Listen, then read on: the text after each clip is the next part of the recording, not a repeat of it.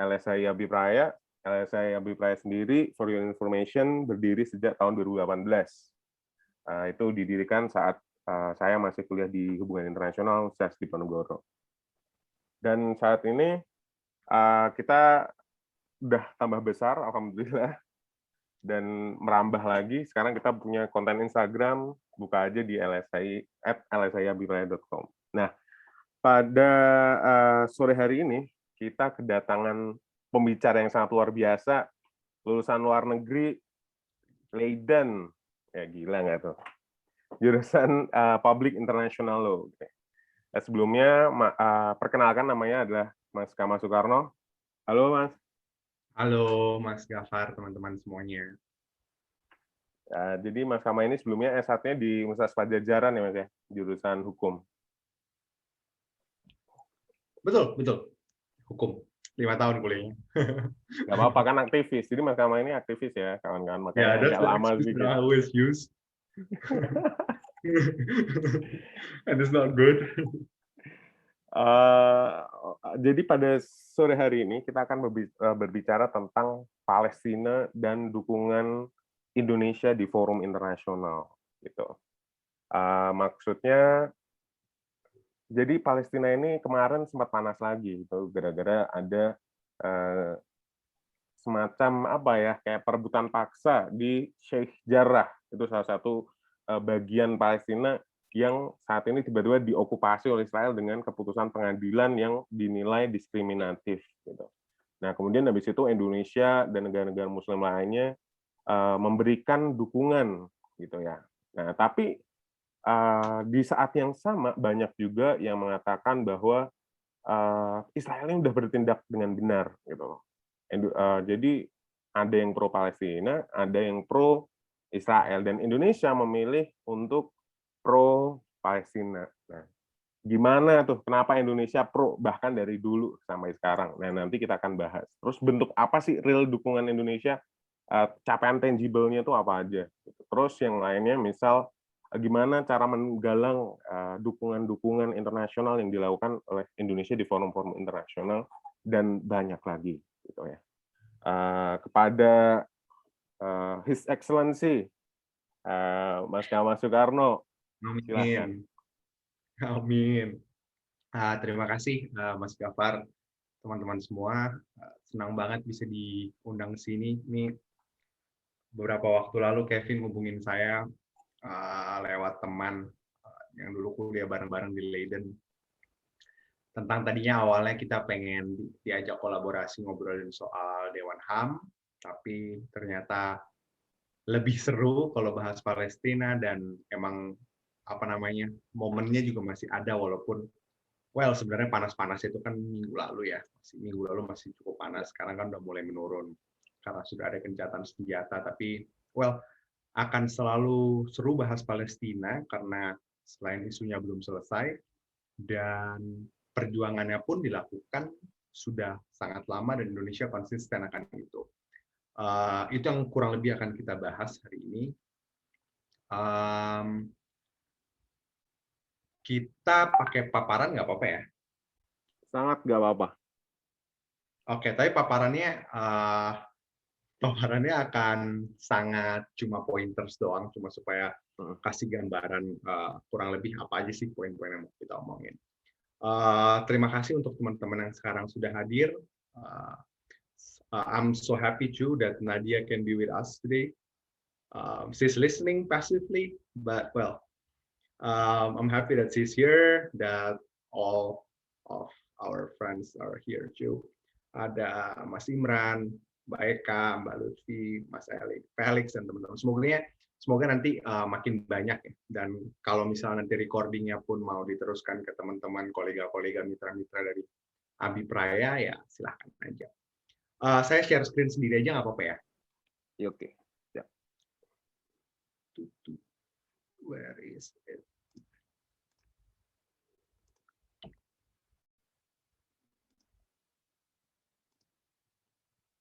Oke. Semuanya bisa lihat? Sure. Oke. By the way, ini angkatan saya di Kemlu. Promosi dikit. Itu hari Perempuan Internasional. Terus kita foto semua pakai baju putih dan lepas burung merpati, and that's it. Nggak ada hubungannya sama sekali dengan Palestina. Kita langsung masuk aja, teman-teman. Let's start from the basics. Again, not really related story. Waktu saya masih aktif banget dulu di olahraga, dulu saya di basket. Pelatih saya suka bilang bahwa basics, they are basic, but they are very important. Kalau misalnya kita skip the basics, apapun yang akan kita kerjakan tuh nggak akan jauh. Pematangan skill kita tuh nggak akan jauh-jauh amat. Dalam hal ini, kita ngomongin soal pemahaman tentang Polugri, lebih jauh soal Palestina. Kalau kita nggak paham basics-nya, ya mungkin basics-nya cuma gini doang. Tapi kalau kita nggak memahami sebenarnya artinya apa, maknanya apa, basic-nya apa, nggak dulu kita hubungkan dengan Palestina, atau negara-negara lain, atau isu spesifik lain, dan pemahaman kita akan mentok ke akhir-akhirnya kita misalnya dukung A atau B atau C, but then at some point, kita akan nanya sendiri, loh, kenapa kita dukung ini? Gitu. It happens to me a lot. It happens to everyone. So, basic-nya sesederhana ini kelihatannya. Ini adalah, kira-kira Mbak Anissa ini pembukaan apa ya? Ini apa ya? Ini potongan apa ya? Undang-Undang Dasar. Betul. Jadi paragraf pertamanya, explicitly, dia bilang, dan ini paragraf pertama dari Undang-Undang Dasar. Literally the first paragraph. Bahwa sesungguhnya kemerdekaan itu ialah hak segala bangsa, dan oleh sebab itu maka penjajahan di atas dunia harus dihapuskan karena tidak sesuai dengan peri kemanusiaan dan peri keadilan. Lalu penjajahan ini, penghapusan penjajahan ini dielaborasikan lebih lanjut pada alinea keempat. Ikut melaksanakan ketertiban dunia yang berdasarkan kemerdekaan, perdamaian abadi, dan keadilan sosial. Semuanya itu diejawantahkan di dalam Polugri kita. Jadi, basically, Polugri kita itu adalah anti penjajahan. Gimana cara yang membentuk dunia tanpa penjajahan? Yaitu adalah bangsa-bangsa yang merdeka, adanya perdamaian, dan adanya keadilan sosial. Itu adalah corak dasar dari Polugri kita. Mau administrasinya berganti, administrasi maksudnya pucuk-pucuk pimpinan Republik silih berganti, ini tidak akan pernah berubah. Karena dia ada di pembukaan. Pembukaan UUD 1945 tidak bisa diganti. Dia tidak bisa diamandemen. Batang tubuhnya bisa diamandemen. Beberapa hal di batang tubuh Undang-Undang Dasar nggak bisa diamandemen. Tapi pembukaan nggak bisa sama sekali diubah. Kalau misalnya teman-teman belajar hukum sedikit-sedikit, ada yang namanya stratifikasi dari peraturan perundang-undangan, yang mana di bawah dia tidak boleh bertentangan dengan yang di atas. Yang di atas itu memberikan arahan kepada yang di bawah agar yang di bawah bisa mengatur lebih teknis apa yang di atas. Nah, dalam hal ini artinya ini adalah bagian dari produk hukum, yaitu Undang-Undang Dasar, yang mana peraturan perundang-undangan paling tinggi. Dalam hal ini, dia tidak bisa diamandemen kalau kita ngomongin konteks pembukaannya. So, sampai nanti ini kita dunia kiamat, insya Allah Republik ini masih ada, corak Polugri kita akan selalu sama, yaitu anti penjajahan. Di mana dunia anti penjajahan itu adalah bangsa-bangsa itu merdeka, adanya perdamaian, dan adanya keadilan sosial. Ngomongin keadilan sosial, kita akan bicara sedikit nantinya soal pemerataan harta, kesejahteraan, dan lain-lain. Tapi kita nggak akan bisa. Nah, kita belum ngomongin Palestina. Teman-teman, kalau teman-teman mau tahu lebih banyak soal Palestina, diplomasi kita, I'm going to be frankly to you all that I'm not a master of Palestine's issue, obviously. First of all, isu Palestina itu isu yang sangat kompleks. Di Ampu 1 Kemlu, satu Kemlu punya unit yang berbeda-beda. Di setiap unit itu belum tentu satu orang ngurus Palestina. And that's not me. Well, sometimes I handle Palestinian issue, tapi nggak selalu. So I'm going to be frank to you all. Kalau ada yang saya nggak mengerti, saya akan ngomong ke teman-teman. So I'm hoping that di diskusi ini bukan satu arah, obviously. I'm hoping that I can learn from you all too. Nah, kalau teman-teman mau tahu lebih soal kiprah diplomasi kita, sejarah soal Palestina, sejarah soal the Palestinian partition, all those things, they're just one click away from your thumb. Kalian tinggal cari di YouTube. Kalau teman-teman lihat terakhir tuh di YouTube Kemlu ada tentang webinar tentang Palestina. Di situ pembicara bicara teknis banget soal Palestina dari sejarah sampai ke semuanya. Teman-teman silakan menuju ke situ. Teman-teman silakan buka crash course misalnya. Crash course itu videonya 8 sampai 10 menit tapi dia ngasih tahu secara umum Palestina sebelum Perang Dunia Pertama, sesudah Perang Dunia Pertama, sesudah Perang Dunia Kedua dan sekarang kayak gimana.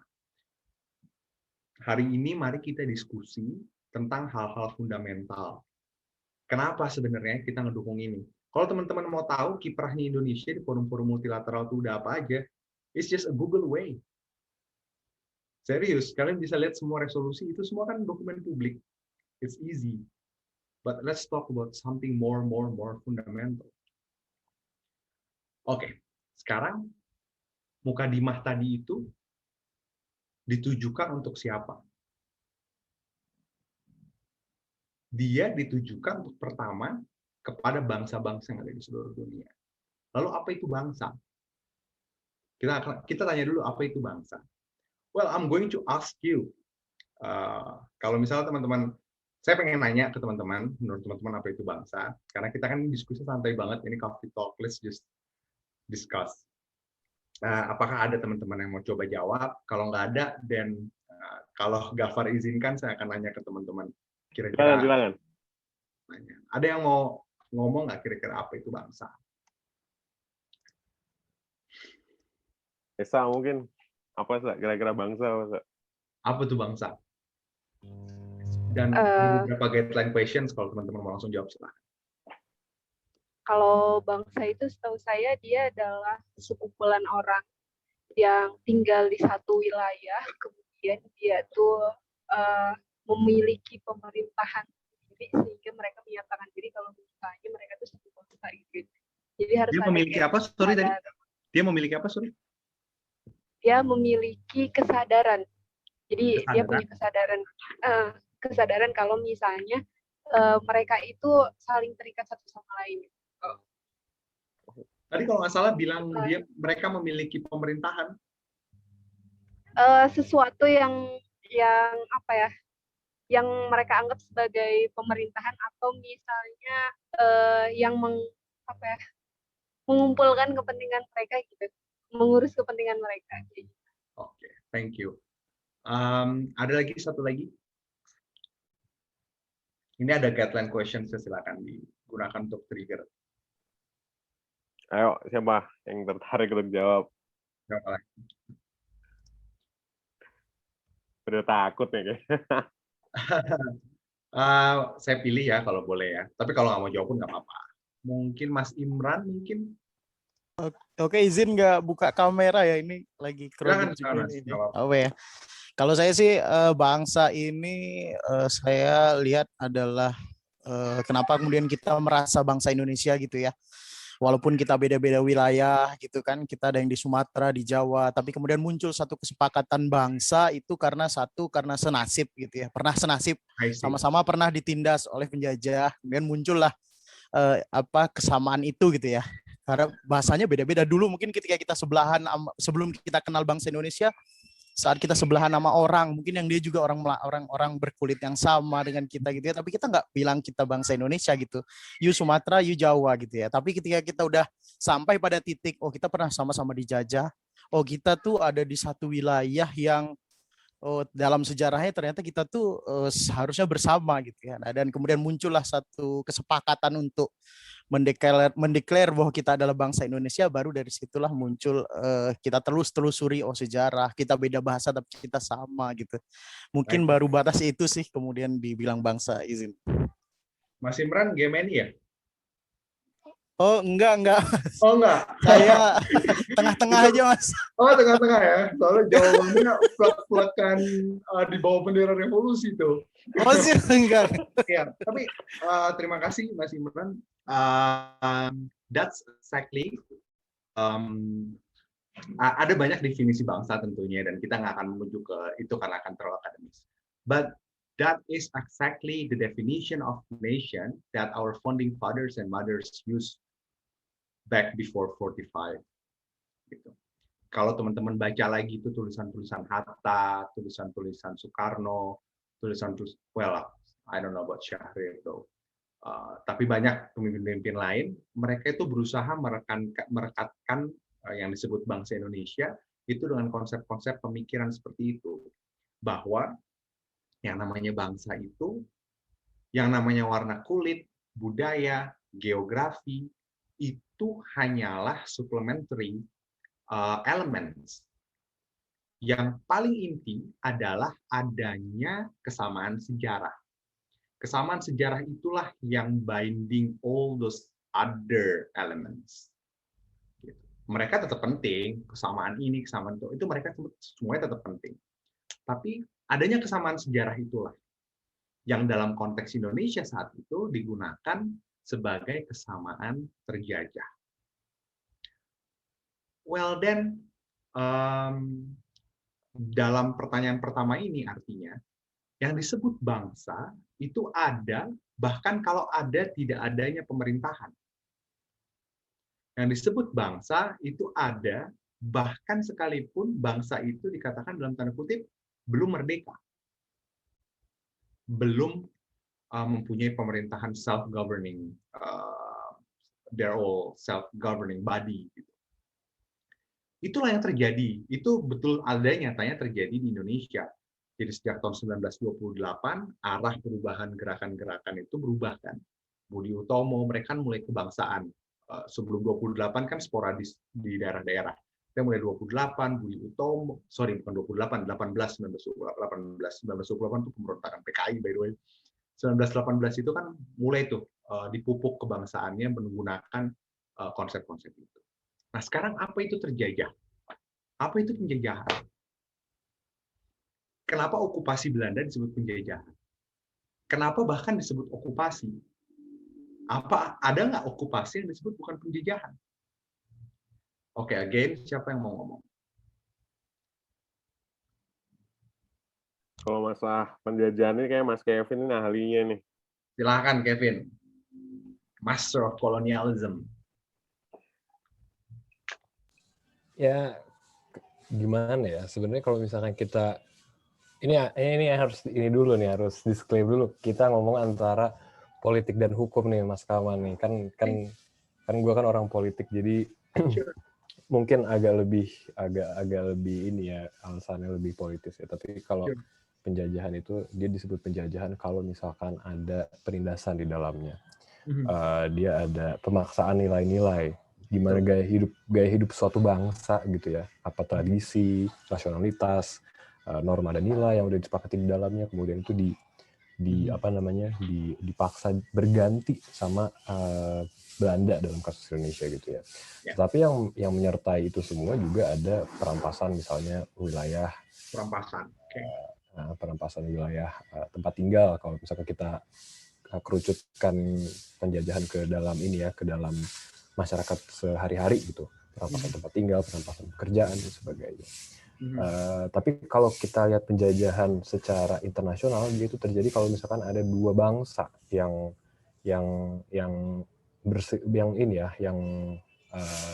berantem istilahnya gitu. Jadi bangsa yang satu, bangsa dalam artian negara ya, ini negara bangsa, udah masuk ke negara bangsa, itu mengambil wilayah negara bangsa yang lain, makanya itu disebut okupasi, pendudukan. Gitu sih Mas Kama kalau dari saya. Oke. Ini saya lupa by the way untuk untuk nambahin satu guiding questions. Sebenarnya penjajahan tuh sama nggak dengan kolonialisme? Well, thank you, Kat. Yang pengen saya bilang di sini, again ini juga bukan legal term, tapi dia disebut penjajahan karena ada footing yang nggak equal, menurut saya. Jadi Belanda datang ke sini footingnya nggak equal. Kalaupun mau disebut equal waktu mereka datang, mau bilang sebenarnya kesultanan-kesultanan kita dulu ngelawan, footingnya equal, toh akhirnya dibuat jadi nggak equal dengan sistem pemerintahan mereka, di mana mereka akhirnya pertama mereka datang, mereka punya teknologi yang jauh, mereka bisa exploit kita parah jauh kan. Kedua, mereka punya sumber daya yang jauh lebih dalam hal untuk melakukan okupasi. Yang ketiga, dia buat satu sistem pemerintahan yang ngebikin manusia-manusia itu terklasifikasi. Kan ada tiga kelompok masyarakat dulu di waktu zaman penjajahan itu. Ada orang Eropa, orang disebutnya yang istilah kedua tuh saya lupa, pokoknya orang Arab, orang Cina itu masuk ke situ. Ketiga pribumi, di mana pribumi itu paling bawah. Nah, dia buat satu footing yang nggak equal di situ, di mana ada privilege yang lebih di antara masyarakat, dan itu dibaginya atas dasar ras, etnis, dan lain-lain. Jadi ada ketidakadilan di situ. Dilakukan tanpa perikemanusiaan. Gitu. Ya, how come satu orang yang disebut masyarakat Nusantara udah hidup di situ ribuan tahun, tiba-tiba ada orang yang baru datang 5 tahun, dia bisa menggunakan seluruh wilayah yang ada di situ untuk apapun, tiba-tiba yang udah tinggal di situ, dia dibawa pergi, mereka disuruh kerja paksa, dia disuruh dibantai, jadi budak, dan lain-lain. So, itu menurut saya penjajahan without legal terms. Ada footing yang sangat nggak equal. Oke, dan bagaimana Indonesia merdeka? 200 tahun. No, lebih bahkan. Kalau mau dihitung yang sebelumnya, 300 tahun, 350 tahun.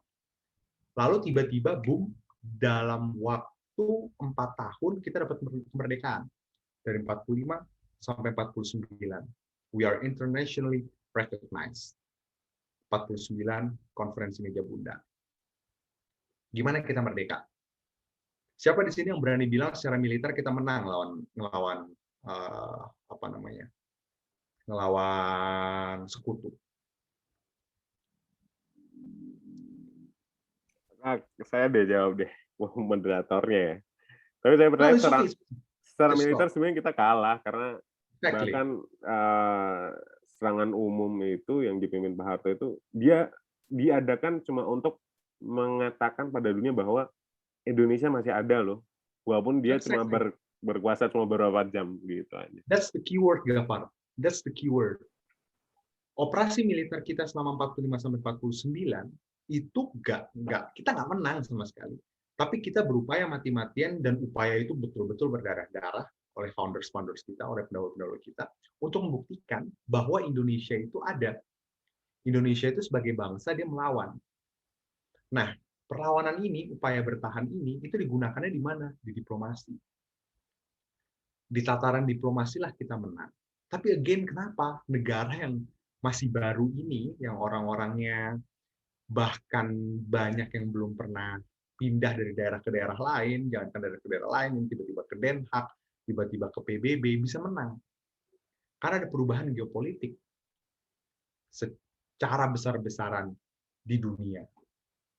Pemimpin kita saat itu banyak faktor kebetulan, di mana kebetulan Jepang tahun 41, instead of dia mau ngapit Rusia dari timur dan barat, dia malah turun ke selatan untuk ngambil Filipina dan Indonesia. Lalu Indonesia diambil dulu sama Jepang selama 4 tahun, dan somehow Jepang mau mempersiapkan kemerdekaan Indonesia. Tiba-tiba Jepangnya kalah, tiba-tiba ada vacuum of power selama beberapa saat, tiba-tiba diambil momennya. Itu kan semua momentum-momentum yang luar biasa, nggak setiap saat itu ada. Bayangkan setelah 350 tahun baru muncul tuh momentum itu. Ada perubahan geopolitik yang sangat besar setelah Perang Dunia Kedua. akhirnya kita bisa merdeka yang dalam waktu singkat 4 tahun dan sebagai negara pertama yang merdeka setelah Perang Dunia Kedua. Nah, teman-teman, itu kurang lebih pengantar soal Indonesia. Tolong di-keep dulu, kita pengen masuk tahap bertahap. Next, now we talk about Palestina. Palestina itu bangsa bukan? Apa itu bangsa? Kapan dia bisa disebut bangsa? Again, tadi saya tanya, kalau belum merdeka, apakah bisa disebut bangsa? Menurut saya, Palestina itu bangsa. Karena dia sudah punya sejarah yang ajak. Sejarah bangsa Palestina itu umurnya lebih panjang mungkin dari sejarah bangsa Indonesia. Secara bangsa ya, secara nation. Sebelum Perang Dunia Pertama, waktu Palestina itu masih di bawah pemerintahannya Turki Ottoman, selama 400 tahun mereka sudah disebut Palestina. Di mana isi di dalam daerah yang disebut Palestina itu ya ada orang-orang Islam, ada orang-orang Kristen, ada orang-orang Yahudi. Tapi mereka sudah disebut Palestina. Sebelum Turki Ottoman juga mereka sudah disebut, saya lupa mereka apakah disebut Palestina sebelum Turki Ottoman, waktu itu masih di bawahnya Mamluk kalau nggak salah namanya. Nah, mereka sudah punya sejarah yang sangat panjang dan mereka punya satu national identity. Ketika 1919, yang kalau teman-teman tahu, saya nggak akan masuk terlalu detail soal ini, Balfour Declaration, kalau nggak salah 1917, bahkan sebelum Perang Dunia Pertama itu selesai, Inggris bilang bahwa mereka mau buat rumah buat orang-orang Yahudi, Jewish di seluruh dunia. Yang itu yang mana yang seharusnya rumahnya menurut mereka ada di situ. Terus Perang Dunia Pertama kalah tuh si Aksis kan kalah. Terus 1919 sampai 1939 itu di bawah okupasinya Inggris, daerah Palestina yang sekarang, mereka migrasi besar-besaran seluruh orang yang dianggap menurut mereka adalah keturunan Jewish, the true Jewish, yang disebut akhirnya gerakan Zionis itu untuk balik ke rumahnya.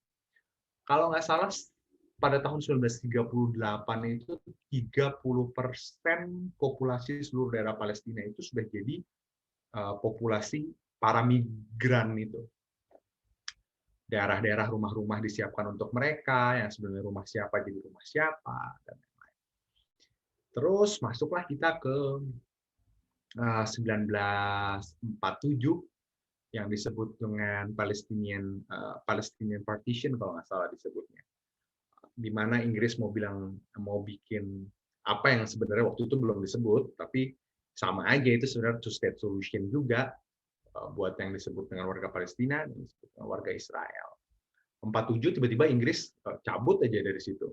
Dan udah deh, habis itu 47-48 Israel yang memang sudah ada di sana, sudah ajak di situ, itu ya bikin okupasi. Nah, tapi yang disebut bangsa Palestina itu ya ada. Kita bisa lihat dari mana. Mereka punya organisasi-organisasi politik yang mengangkat national identity mereka. Sama kayak misalnya kita dulu punya PNI, kita dulu punya gerakan gerakan 3A, apapun itu yang disebut, yang semuanya disiapkan untuk bikin Indonesia merdeka. Mereka ada di situ. Sejarah mereka punya perasaan terjajah. Mereka bisa juga bilang walaupun dulu mereka nggak nganggap terjajah ya di bawah Turki Utsmannya, mereka punya sejarah itu. Semua sejarah mereka lengkap. Semua perasaan senasib mereka punya. Ras, budaya, agama, semuanya mereka punya juga.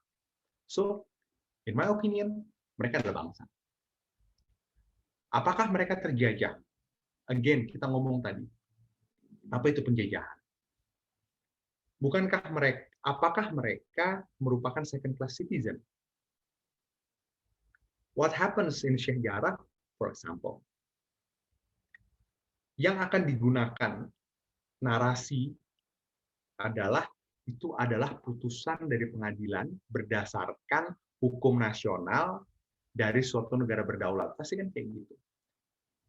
Dan apakah itu international, menurut hukum internasional itu legit? Itu legit dalam satu sisi. Tapi di sisi yang lain, bukankah itu sebetulnya melanggar banyak hak-hak asasi manusia yang akhirnya itu nggak berperi kemanusiaan?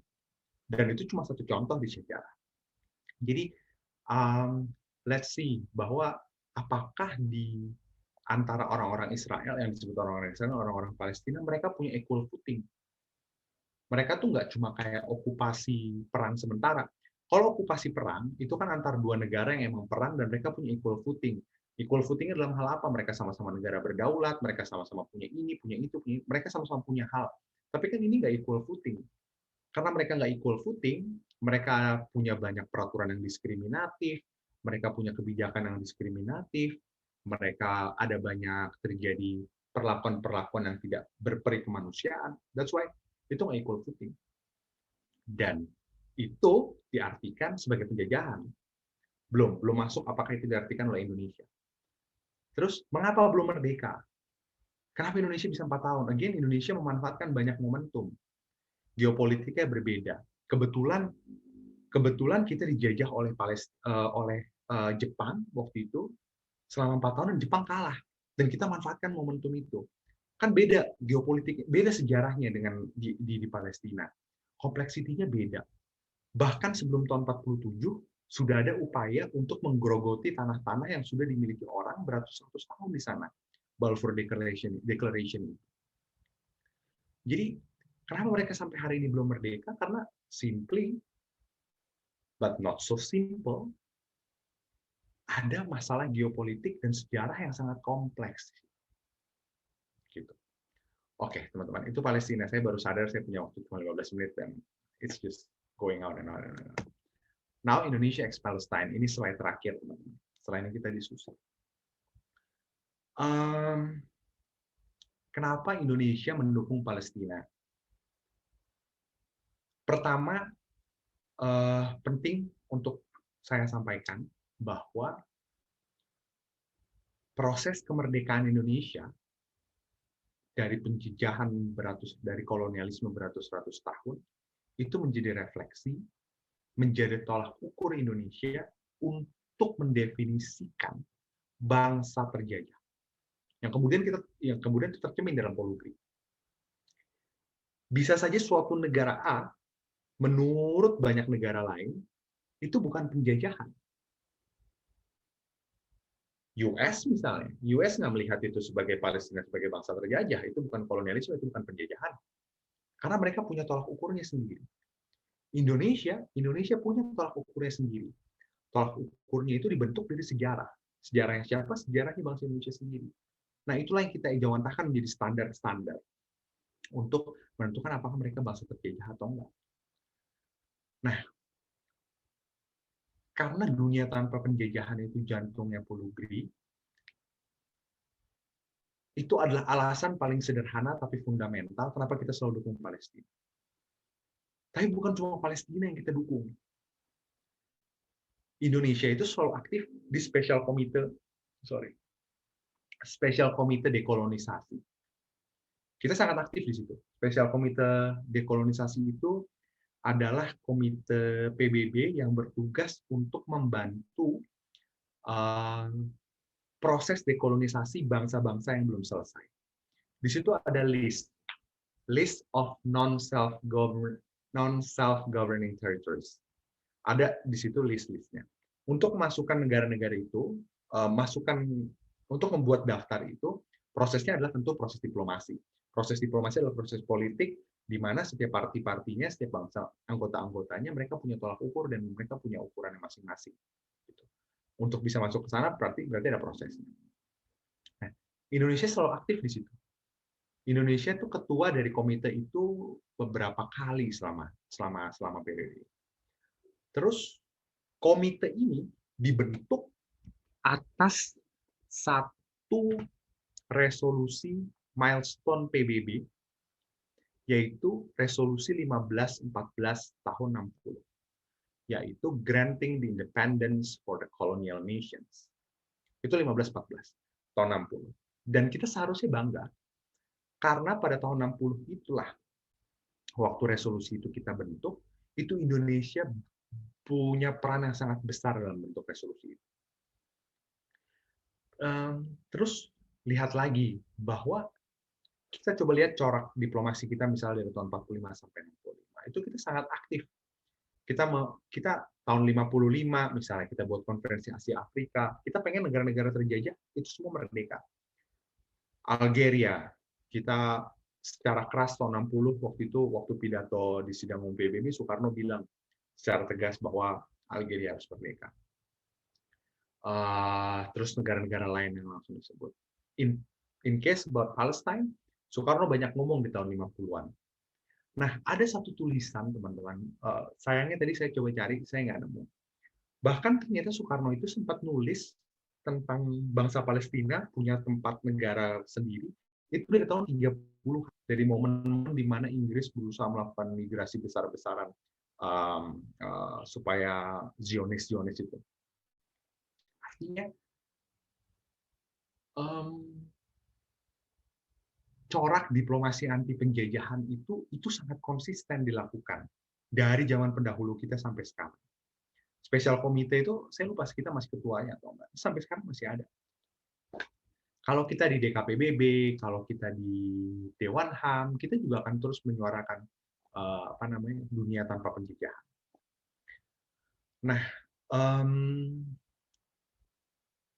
terus lalu hukum internasional, kita akan masuk sedikit, ini cuma trigger buat teman.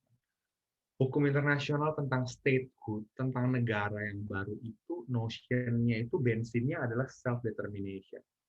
Self-determination itu adalah singkatnya rasa untuk, it's feelings. It's a notion about creating a new state. Datangnya dari apa? Peoples, dari sekelompok orang yang disebut bangsa. Nah, tapi I gotta say bahwa notion dari self-determination ini, international legal instruments-nya tidak begitu kuat.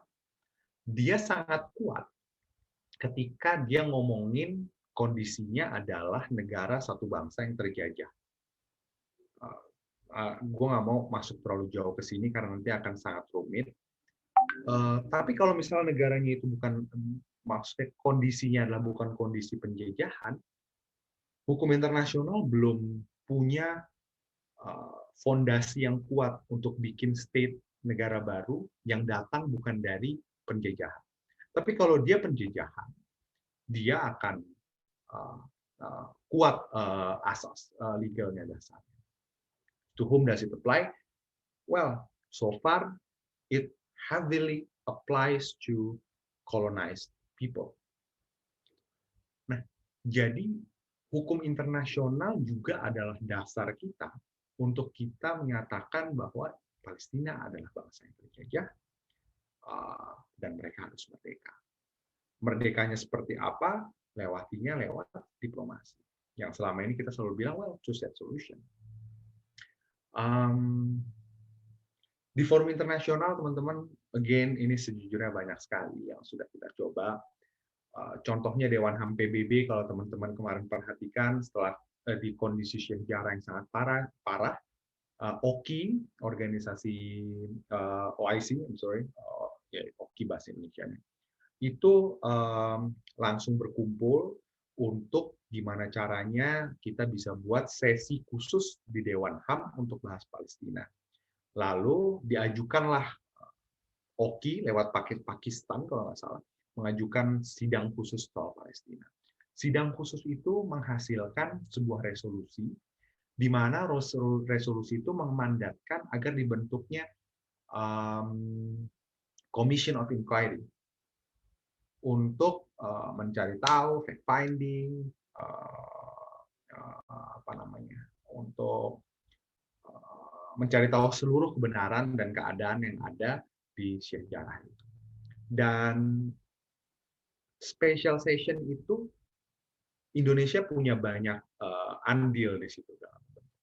Itu hanya satu contoh dari tangible solution yang tadi dimintakan. Apa sih sebenarnya tangible solution? Itu salah satunya. Kalau teman-teman cek di UNRWA, ICRC, Indonesia dengan keadaan ekonomi yang sedang dilanda pandemi ini, kita tetap kasih pledging banyak untuk bantu masyarakat Palestina. Kita udah, dan luar biasanya bantuan-bantuan itu banyak juga datang dari non government entities. Gitu. Banyak sekali. Ada rumah sakit, ada ambulans dan lain-lain.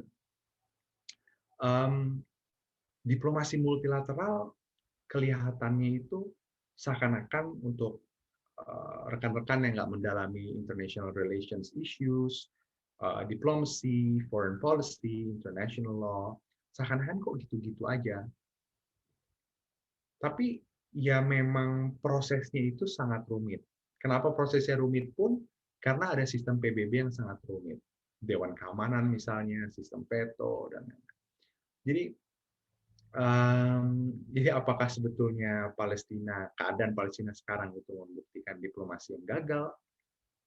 Atau sebenarnya itu diplomasi dalam prosesnya memang lama, kenapa Indonesia bisa 4 tahun, Palestina sudah puluhan tahun masih begitu-begitu, tapi pun seandainya pun ada proses suatu negara bisa merdeka sebentar, tapi apakah berarti itu prosesnya berhasil baik?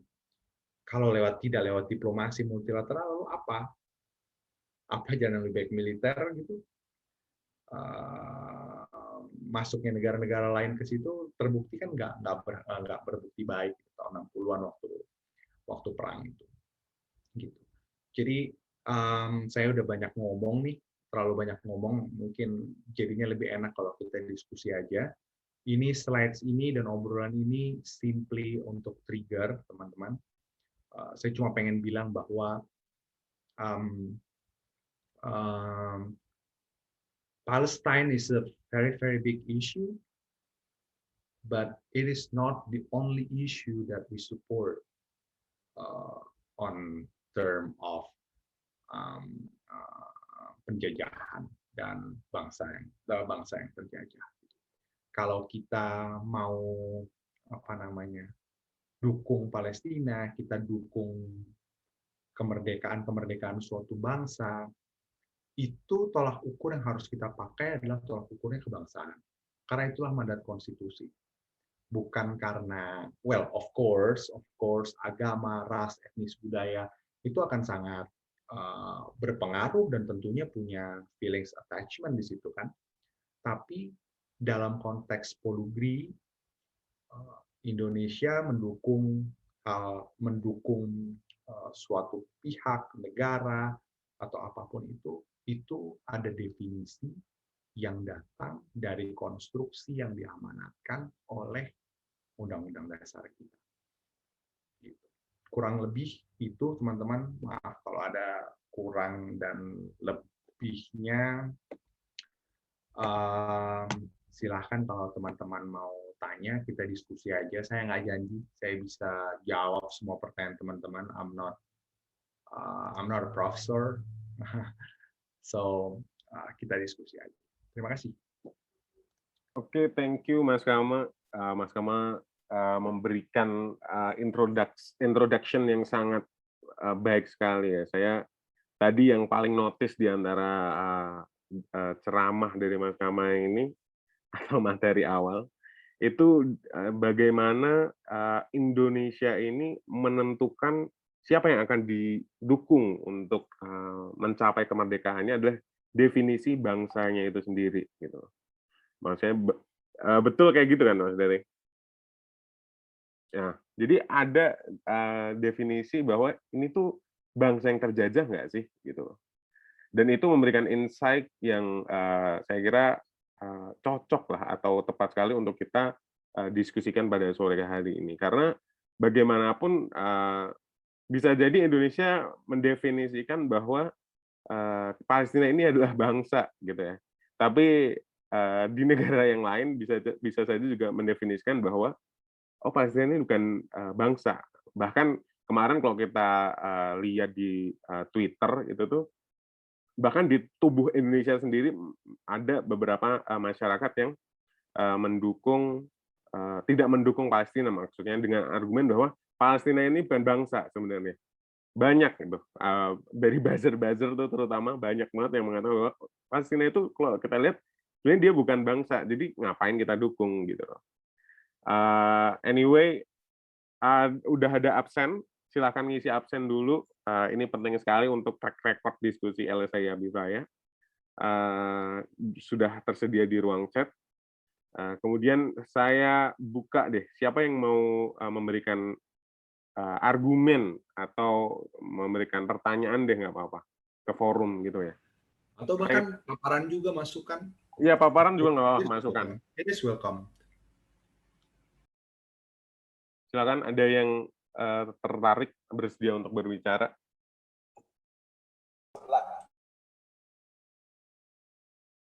Teman-teman, sorry, ini saya mau share linknya. Ini yang saya bilang tadi, kalau teman-teman mau tahu lebih detail tentang kiprah diplomasi Indonesia, silakan teman-teman bisa buka webinar ini. Oke. Kiprah diplomasi Indonesia dalam isu Palestina ya. Ya, oke. Thank you, Mas Kama. Oke, ada yang mau ini memberikan pandangannya? Dimulai dari siapa deh? Kalau nggak ada, nanti saya tunjuk nih. Oke, belum ada ya. Mas Kevin, bisa nggak memberikan pendapatnya? Sebenarnya gue berharapnya sih, bukan gue duluan ya, Far ya. Ya, siapa deh? Enggak, tapi kalau misalkan gue ditunjuk gini, gue senang juga sih. Jadi Mas Kamu bilang apa namanya, kita udah banyak ngelakuin diplomasi multilateral gitu ya di forum-forum. Tadi contoh-contoh yang dikasih lebih banyak yang fokusnya di PBB gitu ya. Ada nggak sih Mas apa namanya upaya Indonesia gitu ya? Ini mumpung karena dari Kemlu nih ya kan, ini kan yang tahu banget kan Mas Kama gitu. Kita kan cuma bisa ngelihat dari apa namanya laporan-laporan di Jakarta Post atau di mana gitu kan. Ini ada nggak sih diplomasi multilateral yang dilakukan di luar PBB gitu? Misalkan ASEAN sendiri gitu, kita kan juga regional leader ya di ASEAN. Apakah ada upaya-upaya di situ untuk entahlah menyatukan suara atau gimana? Lalu kalau misalnya untuk urusan bilateral sendiri gitu, karena kan banyak yang nggak setuju dengan apa namanya Palestina dianggap sebagai sebuah negara. Amerika misalnya dari dulu kan nggak pernah setuju gitu. Baru terakhir kan pas zamannya Obama mau keluar si siapa namanya permanen representatifnya si Amerika dulu, siapa namanya yang perempuan itu, dia abstain untuk urusan Palestina, itu pertama kalinya dia nggak veto gitu. Apakah ada upaya-upaya kita untuk ngebuat orang-orang atau negara-negara lain yang hostile terhadap kemerdekaan Palestina itu supaya tidak seperti itu lagi gitu Mas? Jadi 2 pertanyaan itu Mas. Thank you Jafar, Mas Kama. Thank you Vin. Yang pertama, di luar PBB terkait isu Palestina, kita sangat menggunakan 2 forum. Yang pertama OIC, obviously. Banyak sekali resolusi itu tentang Palestina, itu co-sponsornya adalah OIC. Banyak sekali. Contohnya itu yang tadi saya bilang terkait special session di Dewan HAM. Dia datangnya di OIC dulu. Gitu. Yang kedua itu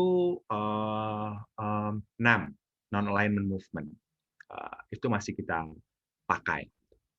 Terus Asian African Conference, walaupun itu nggak literally a body, gitu, tapi kita banyak menyuarakan di lewat forum itu. Terus sekarang juga mulai dibentuk kan South Confederation, the so-called Confederation. Kita juga menggunakan itu. Terus di ASEAN sendiri kemarin itu ada Joint Leaders Statement. Kalau Kevin lihat Brunei, Indonesia, dan Malaysia. I cannot recall the last time ASEAN leaders made that kind of statement on Palestine. Gitu. And honestly, I cannot recall, karena saya juga bukan kerja di ASEAN. ASEAN itu specifically bahas isu Palestina. But probably, and let's hoping that joint leader statement kemarin, Indonesia, Brunei, dan Malaysia bisa jadi pemantik dari dibahasnya lebih jauh isu Palestina di ASEAN. Terus yang kedua, upaya kita untuk mengajak pihak-pihak negara-negara yang against in recognizing Palestine as a nation and as a state. Gimana cara memfrasakan ini? Waktu kita menjadi anggota Dewan Keamanan PBB, itu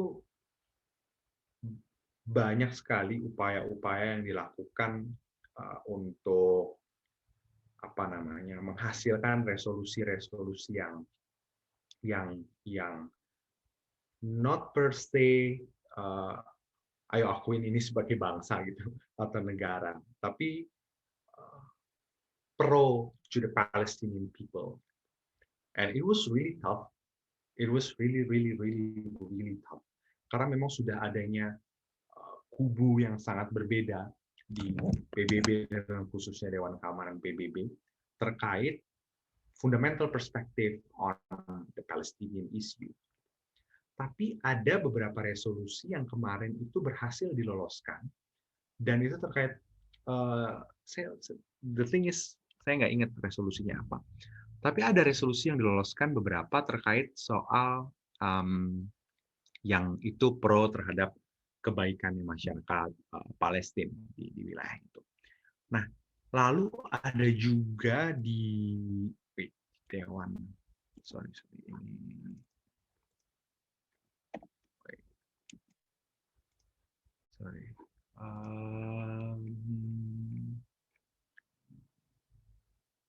nah, karena Dewan Keamanan PBB itu mentok kalau ngambil resolusi itu adanya veto, kita banyak menggunakan upaya-upaya lain untuk menghasilkan resolusi yang baik untuk masyarakat Palestina, itu lewat badan-badan PBB yang lain, misalnya Dewan HAM. Tadi Dewan HAM sudah satu contoh tuh, teman-teman. Ada banyak lagi resolusi lain yang diusung oleh Indonesia dan teman-teman untuk menghasilkan resolusi yang pro terhadap masyarakat Palestina. Tapi ada juga, digunakan forum sidang Majelis Umum PBB misalnya. Kemarin tuh yang waktu Bu Menlu kemarin datang, the question on Palestine, itu kan banyak juga tuh menyuarakan itu. Gitu. Jadi, well, the thing is, resolusi Dewan Keamanan adalah resolusi yang betul-betul punya enforcing power, gitu. Tapi di sana kita mentok dengan sistem yang teman-teman sudah tahu seperti apa. So, upayanya, kalau ditanya apakah upayanya banyak? Upayanya banyak, Vin, untuk sudah dilakukan itu, tapi nggak banyak ditembus di Dewan Keamanan karena sistemnya itu. Dan resolusi Dewan Keamanan lah yang paling punya enforcing power. Tapi kalau kita cari resolusi-resolusi di sidang Majelis Umum PBB dan di Dewan HAM khususnya, itu sudah banyak. But, well, applying those resolutions, itu sudah isu yang lain lagi. Kompleksitinya sudah isu yang jauh lebih kompleks lagi. Gitu. Itu sih mungkin kira-kira bisa dijawab. Oke. Ada sanggahan lagi atau gimana, Mas Yafung? Nanti deh, habis ini deh. Oke, jadi ada yang dibawa sama Mas Kamal itu menarik bahwa kenapa Palestina sampai sekarang ini belum merdeka? Salah satunya adalah belum adanya kondisi geopolitik yang mendukung kemerdekaan Palestina. Gitu. Maksudnya dulu kan Indonesia tahun 45-49 tuh bisa secepat itu merdeka karena waktu itu geopolitical tension-nya kan berbeda gitu. Memang ada semacam semangat kemerdekaan di semua lini ini ya dunia ya waktu itu. Habis Perang Dunia di Afrika ada gerakan untuk merdeka, di Asia juga. Gitu. Nah, tapi pertanyaannya adalah bagaimana Indonesia bisa mensituasikan sekiranya geopolitical condition ini untuk bisa fit atau bisa support untuk kemerdekaan Palestina gitu loh. Artinya gini, kalau apakah kita ketika bermain pada tingkat level PBB itu yang kita banyak berperan juga seperti yang dijelaskan Mas Kama, itu tuh bisa merubah suatu geopolitical condition yang ada gitu. Kenapa maksudnya kita tidak berfokus katakanlah di gerakan selatan-selatan ataupun kita yang dulu konferensi Asia Afrika misalnya dihidupin lagi untuk membuat suatu geopolitical condition yang memungkinkan gitu. Nah, ada yang ingin memberikan pendapat? Kalau belum ada, saya mungkin pengen dikit tuh, Pak. Oke, silakan Mas. Jadi waktu saya bulan Desember 2019 itu saya menghadiri South Human Rights Forum di Cina. Itu negaranya betul-betul yang datang adalah negara-negara Amerika Latin, Amerika Selatan, beberapa Afrika mostly, dan Asian countries. Saya nggak, mungkin teman-teman sudah mulai mempelajari geopolitik di Afrika. Well, itu forum yang mana ada banyak pembicara-pembicara yang akan bicara gitu. Well, ada banyak pembicara-pembicara dari Afrika yang levelnya level diplomat level atas, eselon 1, ada sekjen, dan satu sekjen dari Kenya, sekjen loh, itu kan pejabat yang sangat tinggi ya. Sorry, dia bukan sekjen, saya nggak, dia dirjen gitu, tapi diplomat.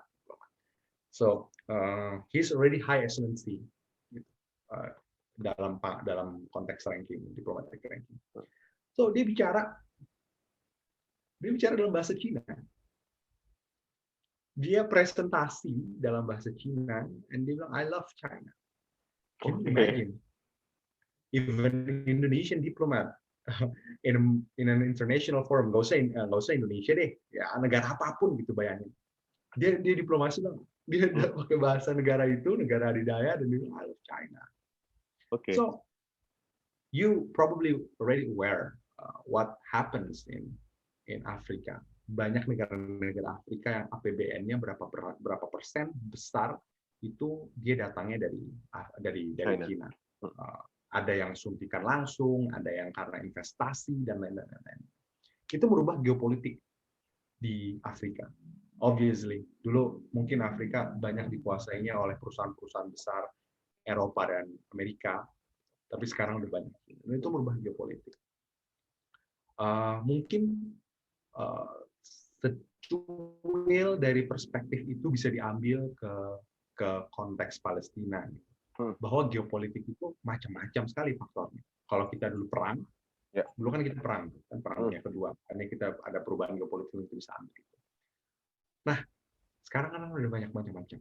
Ada apa namanya, international institutions bisa jadi pendorong, ekonomi bisa jadi pendorong, dan hal-hal lain-lain lagi. Nah, di satu sisi reformasi PBB itu terasa sangat utopis. Apakah itu betul-betul bisa dilakukan? Kalau misalnya dilakukan, sebetulnya berapa banyak sih negara yang sebetulnya betul-betul memang pengen PBB direformasi? Ya. Gitu. Tapi kalau diubah, apakah betul-betul akan ubah geopolitik? Terus regional institutions, seberapa besar dukungan regional institutions? Terus perangkat-perangkat hukum internasional seperti ICJ, ICC, seberapa besar mungkin nggak PBB seluruhnya bisa direformasi? Tapi kan kayak Statuta Roma, lalu ICJ itu kan memang dia punya statuta sendiri. Itu mungkin bisa diamandemen lebih baik untuk misalnya bringing these issues to a court. Dan if that court wins, let's say Palestinian people's benefit, gitu, apakah itu akan merubah politik? Jadi ada banyak banget sih faktor yang bisa mengubah geopolitik itu. Oke, berarti banyak sekali means yang bisa dipakai sebenarnya ya.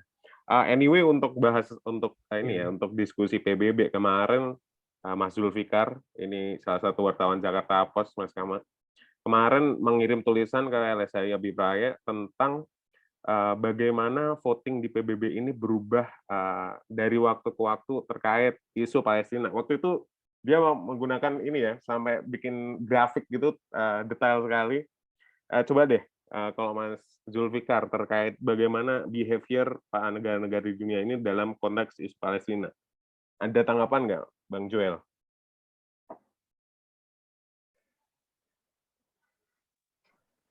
Oh, sorry, background-nya kurang profesional.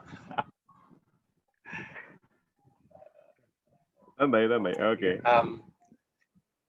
Thank you, Mas Kama, presentasinya. Sebenarnya saya telat sih, tapi sempat dengerin tadi beberapa. Kalau tanggapan mungkin nggak ada sih, cuma sebenarnya penasaran aja sih sama cerita di balik support kita ke Palestina di PBB. Kayak kalau saya baca Department of State-nya US itu kan dia setiap tahun selalu laporan ke DPR-nya mereka ya untuk voting practices di PBB gitu kan.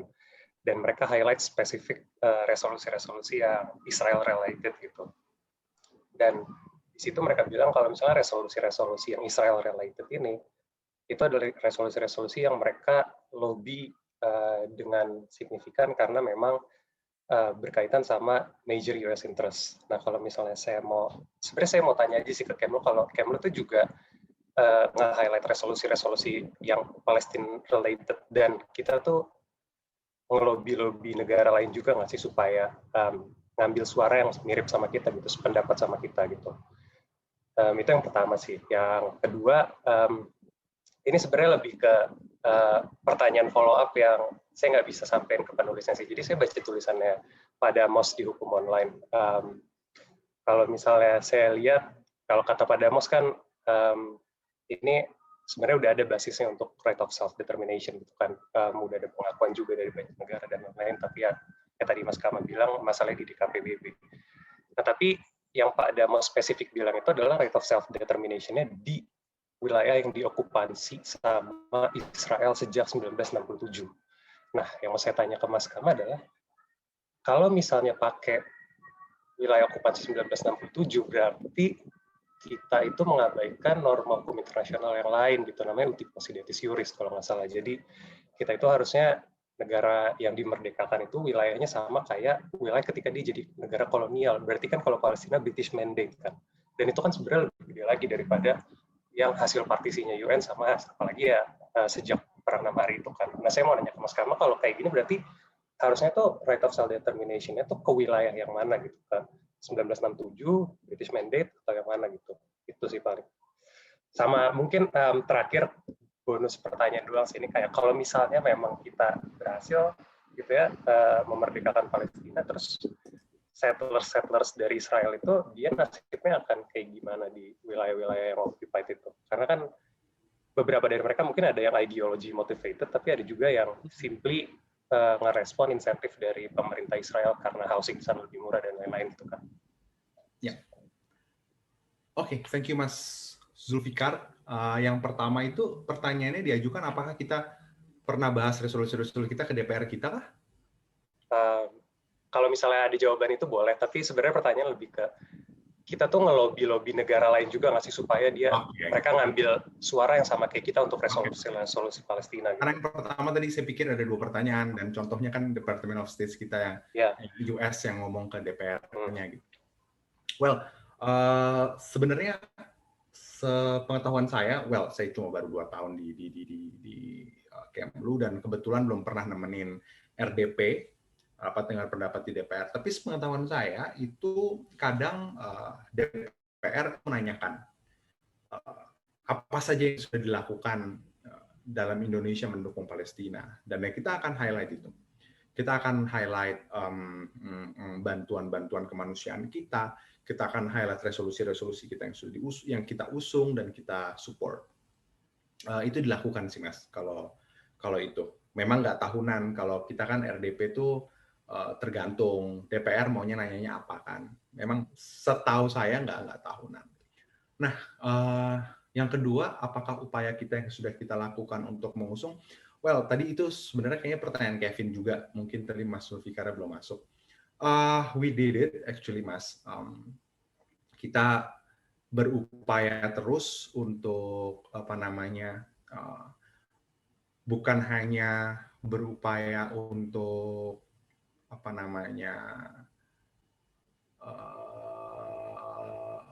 mengajak negara-negara pihak-pihak yang dalam tanda kutip ya ada berseberangan, tapi juga kita terus mengusung resolusi-resolusi yang memang itu baik untuk kebaikan masyarakat Palestina, yang kita sebut dengan masyarakat Palestina.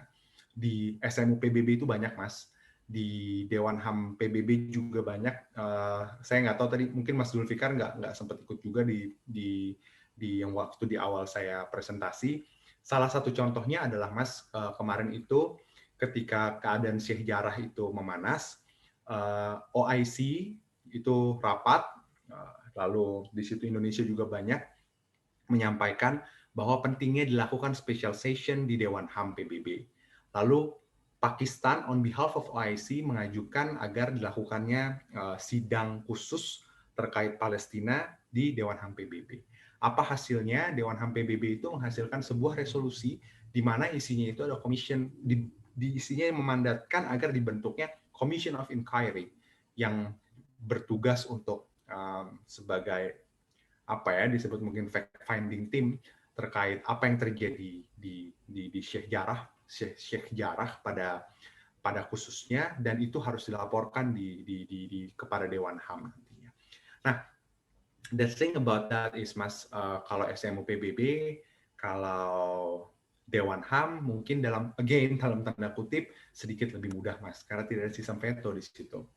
Dan keanggotaannya Dewan HAM PBB yang ada 47 itu pun itu tidak ada yang namanya anggota tetap. Jadi ada periode-periode di mana dia akan ada votingnya itu per kawasan. Jadi itu kan tuh berganti terus gitu. Jadi untuk menggalang kekuatan itu, susunan itu kan berbeda-beda terus.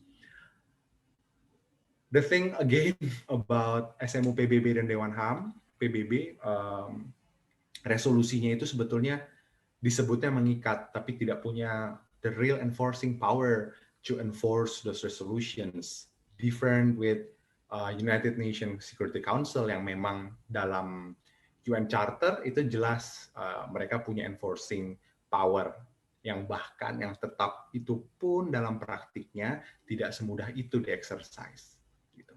Tapi kan proses untuk mengeluarkan resolusinya itu sangat sulit karena ada sistem veto yang itu tadi. Selama kita Indonesia menjadi anggota Dewan Keamanan PBB, Mas, beberapa hal sudah coba dilakukan, bridge builder. Mungkin bridge buildernya itu misalnya gini ya, Mas, ada satu resolusi itu let's say resolusinya itu dianggapnya kok nggak fully untuk masyarakat Palestina gitu. Misalnya ini nggak ada, saya nggak ngomongin resolusi spesifik. Tapi di dalamnya, Mas, ada proses negosiasi dari batang tubuh resolusi itu agar ada amandemen-amandemen yang let's say lebih beneficial. Jadi kalau misalnya konteksnya itu nanti ada draft run rest-nya itu awalnya misalnya diajukan oleh negara misalnya let's say US, nanti ada proses negosiasi agar run rest itu jangan gitu-gitu amat lah gitu isinya. Again tadi saya bilang ke Mas Kevin ada satu atau dua resolusi selama masa keanggotaan Indonesia sebagai Dewan Keamanan itu yang cukup isinya beneficial untuk masyarakat Palestina, tapi saya lupa apa. Nanti mungkin kalau saya ingat saya bisa search lagi ke teman-teman. Dan ada beberapa event yang dibuat selama Indonesia di Dewan Keamanan PBB untuk berupaya menggait dukungan itu. Tapi again itu betul-betul bukan suatu hal yang mudah. Dan itu nggak cuma sulit untuk Indonesia, bahkan untuk negara-negara P5 yang lain, di antara negara-negara P5 pun kan itu sangat sulit. Pertanyaan kedua tadi tentang Pak Damos ya, kenapa 67, kenapa bukan yang 47? Kenapa yang 68 dan bukan 47? Itu bukan sih, Mas? Sorry, iya sih, Mas. Kenapa yang 67 bukan yang British Mandate gitu? Ya. Mas, saya jujur, saya nggak ngerti kenapa Pak Damos bilang 67, kenapa 68 bukan 47. Saya pun kalau ditanya, saya bingung, saya nggak tahu mana yang harus dipakai. But then, sekalipun kita pakai yang 68, atau kita pakai yang 47, bukan berarti yang satu itu pakai notion uti possidentis juris, yang satunya lagi bukan. Gitu. Bisa aja memang saya juga nggak hafal sejarahnya, tapi dari prosesi dari 47 ke 68 itu ada wilayah yang sudah well administered, dan itu bisa dijadikan asas uti possidentis juris di situ berlaku. Nah, saya juga belum baca tulisannya Pak Damos, tapi tadi pertanyaannya apalagi selain wilayahnya, Bu? Selain soal wilayah? Soal self-determination? Settlers. Kalau misalnya Palestina granted kemerdekaan, settlers dari Israel kira-kira nasibnya gimana? Oke. Itu sama kayak waktu Indonesia kita merdeka, itu saya lupa itu hasil konferensi meja bundar atau bukan ya? Kalau nggak salah hasil konferensi meja bundar itu kesepakatan diplomatik dari konferensi meja bundar itu memberikan waktu berapa tahun agar seluruh warga Belanda itu pulang ke Belanda. Saya masih ingat. Begitu juga dengan dalam tanda kurung nasib orang-orang peranakan Tionghoa itu mereka dikasih pilihan kalau nggak salah, saya juga lupa, apakah mereka mau diberikan warga negara Indonesia atau mereka pulang. Tapi beda kasusnya kalau nggak salah dengan warga negara Belanda yang memang itu semuanya dipulangkan. Nah, itu hasil diplomatik, Mas, menurut saya. Dan kalau nanti akhirnya, let's say, Palestinian people get their state, gitu, pastinya nanti akan ada proses diplomasi gimana settler itu nanti akan bisa aja mereka stay di situ, yang memang sudah stay di situ selama 3 generasi boleh stay, yang masih 1 generasi mungkin akan ditrace dari mana sebenarnya leluhur mereka datang dan mereka akan kembali di sana, dan it will be very complicated knowing that they came from different countries, right? Atau mungkin akan there will be solutions about that. Tapi kalau dalam konteks presiden sudah banyak, Mas, presidennya negara merdeka, terus the old colonial powers nanti bakal gimanain penduduk mereka yang sebelumnya ada di situ. Gitu. Gimana, Mas Zulfikar? Yang kedua tadi saya agak-agak lupa sih pertanyaannya. Kalau mau diulang dan saya coba jawab lagi, tapi saya nggak bisa janji kasih jawaban yang lebih baik. Kayaknya udah sih, Mas Kamal. Oke, Mas Zulfikar, terima kasih. Jadi memang ini ya, untuk permasalahan settlers ini kemarin tuh si Vice itu bikin video bahwa bahkan sekarang ada gerakan-gerakan di Amerika Serikat itu dari Jewish-nya itu pada pindah ke Israel, jadi masih pada penduduk-penduduk baru. Jadi ada yang Kristen evangelis gitu juga pada pindah sekarang ke Israel, masih baru. Dan some pundits bilang bahwa itu sengaja proses ini makin lama makin panjang supaya mereka makin banyak generasi. Jadi dibanyakin gitu ya. Dan seperti yang dibilang Mas Kamal tadi, Indonesia udah berusaha untuk ini ya, untuk menggalang suara untuk mendukung Palestina gitu dengan berbagai instrumen, berbagai cara. Tapi saya menggalang dukungan itu nggak semudah sebagaimana di model United Nations ya, yang biasanya asal bahasa Inggrisnya pinter dan dia good looking, langsung yang dukung banyak tuh biasanya kalau di MUN langsung, oh ya saya dukung Anda gitu ya. Tapi di forum internasional nggak semudah itu. Oke, ada pertanyaan nggak atau pendapat deh? Mbak Esa mungkin? Ntar ya, Far. Ini masih di jalan. Ini. Halo? Aku dulu deh, Far. Oke, silakan. Lanjut pertanyaan yang pertama tadi. Oke. Tapi aku mau komentar dulu soal MUN ini. Ini kayaknya ini ya, Far ya. Apa namanya? Pengalaman pribadi ya, Far ya.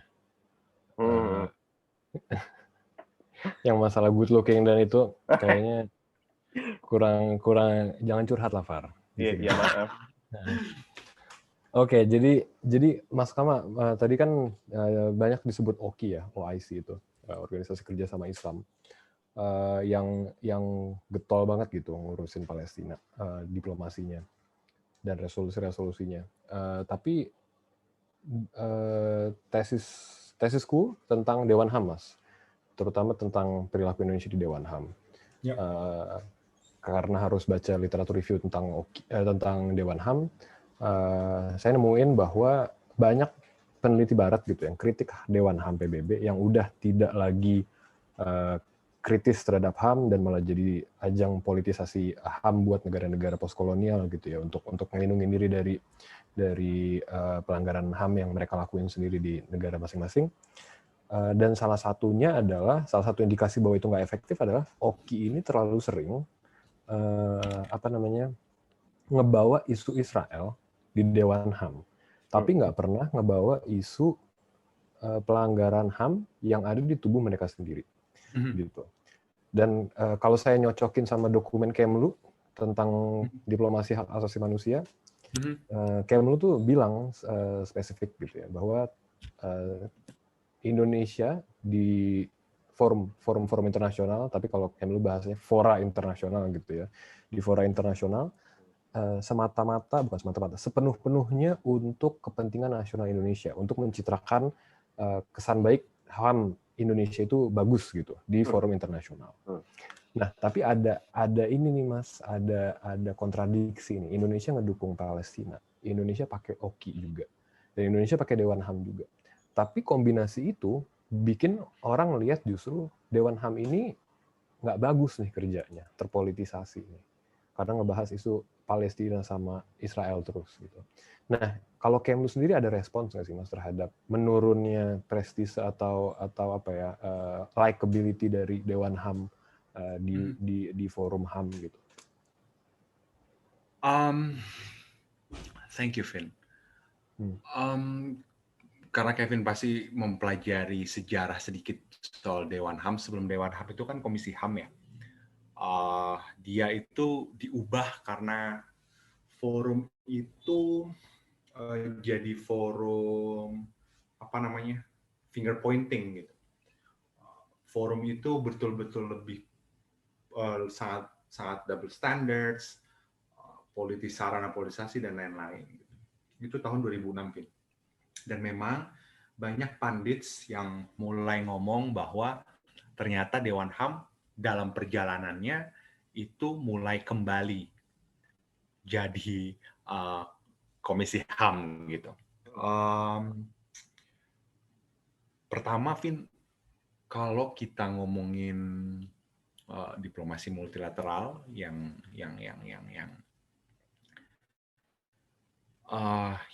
outcome-nya itu mostly adalah resolusi, Vin. Emang ya gimana ya?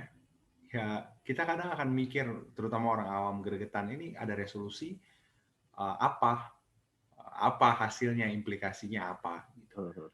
But ketika kita ngomong kayak gitu, that's the whole thing about multilateral system, right? Nah, yang kedua, Indonesia sendiri itu di Dewan HAM selalu berusaha menghindari apa yang disebut country specific resolution. Semoga teman-teman yang lain aware dengan terminologi ini. Kalau misalnya ada yang nggak ngerti maksudnya ini apa, kenapa ada ini di sini, silakan cut aja, bisa ditanya, saya atau Kevin bisa bantu jawab. Country specific resolution itu kita berupaya menghindari karena kenapa? Kita nggak pengen forum Dewan HAM itu menjadi kembali ke Komisi HAM yang finger pointing gitu. Kalaupun memang harus ada country specific resolution, negara yang menjadi objek itu harus terlibat. Dalam praktiknya, Vin, itu banyak sekali CSR, country specific resolution, itu keluar, tapi negara yang jadi objeknya itu dia tidak dilibatkan. Oke. Dan itu menyeramkan karena kalau kita hubungkan lebih jauh dengan notion-notion lain dalam hukum internasional ataupun hukum internasional, itu bisa jadi masuk intervensi. Ya nggak sih, kalau misalnya satu negara A, well, gimana pun dia negara yang berdaulat. Gitu. Terus tiba-tiba, kok ini tiba-tiba ada fact-finding team masuk ke negaranya, dibolehkan masuk ke negaranya, tiba-tiba ada resolusi bilang nih negara ini gini harus masuk. Nah, kita tuh selalu berupaya menghindari itu. Dan juga kita kalau dalam posisinya Dewan HAM, dalam dinamika Dewan HAM, suka banyak tuh ada apa namanya joint communication, bukan joint communication, sorry, semacam joint letter atau joint letter ya, yang pengen mendukung satu pihak dan pihak lain. Itu kita nggak pernah, Vin. Kita selalu mostly, mungkin ada beberapa kasus yang saya nggak ingat, tapi mostly kita akan selalu berusaha kita nggak berpihak pada salah satu kubu di Dewan HAM. Kalau itu misalnya menghasilkan resolusi pun yang kita anggap itu akan dominannya, beneficialnya buat satu pihak, kita juga akan abstain. So, we are trying our best untuk berupaya nggak menjadikan Dewan HAM itu kembali menjadi Komisi HAM yang dulu. But again, Dewan HAM itu anggotanya ada 47. Gitu, dan banyak banget, dan it's very complex. Dan dalam 3 tahun ganti perkawasan. Jadi ya susah juga. Dewan HAM masih apa namanya, masih menemukan ritmenya agar dia lebih ajak menjadi satu forum yang betul-betul berbeda dengan Komisi HAM. Gitu. Nah, again, terus yang keempat adalah sekarang itu kan Dewan HAM itu kan punya UPR, Universal Periodic Review, gitu. Di mana setiap negara itu bisa melaporkan dalam tanda kurung implementasi HAM yang sudah dilakukan. Dia akan present ke anggota-anggota Dewan HAM, ini saja yang gue lakuin, ini challenges-nya, bla bla bla bla bla bla bla. Lalu nanti negara-negara lain itu akan memberikan rekomendasi apa aja yang bisa perlu dilakukan. Rekomendasi itu kan datangnya juga dari review-nya. Jadi itu adalah bentuk kerjasama HAM baru, kerjasama diplomasi HAM baru dalam Dewan HAM. Gitu. Itu supaya satu negara itu dia kalau misalnya dia melakukan implementasi HAM, dia itu tidak sendirian dalam tanda kutip. Dia tidak sendirian, tapi juga tidak ada intervensi di sini. Nah, hal lain yang penting di-highlight dalam Dewan HAM adalah keterlibatan lebih jauh dari CSO. Dulu nggak ada, sekarang kan ada. Sekarang CSO itu boleh ngomong kalau di regular HAM, di sidang-sidang reguler, bahkan special session, CSO itu diberikan kesempatan untuk ngomong. Gitu. Kalau misalnya satu negara mau melakukan pelaporan UPR, kan dia akan submit national report. Nanti NGO dari negara itu akan submit shadow report. Gitu. So, sistemnya udah ada, Vin. Cikal bakalnya udah ada untuk bikin Dewan HAM itu berbeda. Tapi memang dalam praktiknya, again, ya masih banyak hal-hal upaya-upaya yang dilakukan sekelompok pihak yang memang masih finger pointing dan lain-lain. Saya nggak tahu ini jawab atau enggak pertanyaannya Kevin. Kalau mau ditanya lagi nggak apa-apa, mungkin gue bisa jawab lagi lebih singkat. Udah segitu dulu Mas dari gue. Thank you Mas. Oke, ada pertanyaan sekarang dari Shiva. Sekarang coba Shiva, silakan keluarkan pertanyaanmu. Halo, Shiva. Oke, mungkin belum ya. Ada yang ingin ini? Oh, ini deh, aku bacain deh. Bagaimana menurut Kakak tentang argumen yang dikeluarkan beberapa orang yang mengatakan bahwa bangsa berhak punya negara dan bangsa Arab selama ratusan tahun menjadikan bangsa Yahudi sebagai budak sampai Daud sekarang? Apakah ini jadinya berbenturan ya, Kak, perspektif agama dan politik? Koreksi kalau saya salah. Terima kasih kakak-kakak dan narsum. Oke, coba saya baca ulang ya. Nah, bahwa bangsa berhak punya negara dan bangsa Arab selama ratusan tahun menjadikan bangsa Yahudi sebagai budak sampai Daud datang. Wow, ini jauh ya. Apakah ini jadinya berbenturan dengan perspektif agama dan politik? Koreksi kalau saya salah. Bangsa Arab selama ratusan tahun menjadikan bangsa Yahudi sebagai budak sampai Daud datang. Well, kalau again saya coba jawab ya.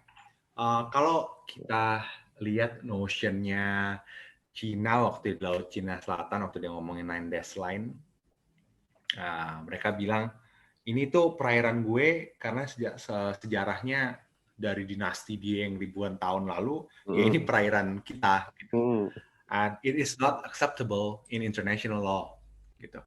Jadi sejarah hanya karena begini, suatu sejarah nih, dia terjadinya itu sudah ribuan tahun lalu, terus tiba-tiba akan ada satu periode yang menjadikan itu nggak bisa berlaku buat hukum internasional.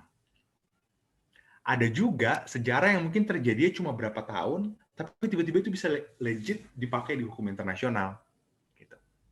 Sebagai contoh, kita kan merdeka, wilayah kekuasaannya Belanda, bukan wilayah kekuasaannya Majapahit. Padahal Majapahit, well itu ya dulu mungkin leluhur kita yang benar-benar leluhur itu maksudnya yang langsung gitu. Mereka menguasai wilayah sampai ke Filipina, ke mana-mana. Tapi kan kita nggak pakai itu. Gitu. Kita pakai Belanda. Kenapa? Ya karena Belanda waktu itu uti possidentis juris yang tadi disebut Mas Zulfikar itu masuknya konteksnya adalah konteks soal penjajahan. Nah, hukum internasional itu adalah norma-norma yang disepakati. Itu aturan main gitu. Dia aturan main yang disepakati oleh semua pihak. Jadi kalau lo mau mainnya, kalau kita mau mainin suatu hal nih, ini aturan mainnya, lo mainnya lewat sini. Gitu. Nah, masuk ke pertanyaannya Shiva. I'm not sure that slavery yang disebutkan sampai Daud datang itu diakui oleh hukum internasional. Mungkin itu terlalu jauh dan basisnya bukan sumber-sumber yang dianggap sebagai sumber hukum internasional. Gitu. Bangsa berhak penyelenggaraan bangsa Arab selama ratusan tahun menjadikan bangsa Yahudi sebagai budak. Apakah saya kurang ngerti sebenarnya pertanyaan akhir, apakah ini jadinya berbenturan antara agama dan politik. Tapi seperti yang tadi saya cerita, Shiva di awal, bahwa yang disebut bangsa itu yang namanya agama, ras, budaya, etnis, itu mereka adalah elemen-elemen penting, tapi dia bukan the main element yang dia butuh elemen lain yang mengikatkan itu semua. Bisa aja satu bangsa agamanya beda-beda, kulitnya mungkin beda, tapi mereka adalah satu bangsa. Gitu. Jadi mungkin harus lebih dilihat lagi di sejarah yang lebih kontemporer. Ya. Gimana Shiva? Silakan kalau misalnya saya salah jawab, salah mengartikan pertanyaannya. Ada tanggapan Shiva atau sudah? Ngomong-ngomong masa sejarah tadi si Mas Kama bilang bahwa ya kalau kita mau ngeklaim juga kita ngeklaim dari Majapahit aja yang udah lebih luas. Sayangnya di international law itu nggak terakui gitu ya. Cara itu nggak masuk ke cara main international law gitu ya. Sejarah kita kan mungkin kan wah kita keturunan Majapahit nih. Yang dulu gede banget, masa kita nggak gitu. Dan ya gimana ya, kalau saya sendiri sih nggak tahu, soalnya saya bukan keturunan Majapahit, saya keturunan Prancis kayaknya kalau saya. Anyway, ada ini nggak, ada komentar lain nggak? Mungkin dari Pak Budiawan deh.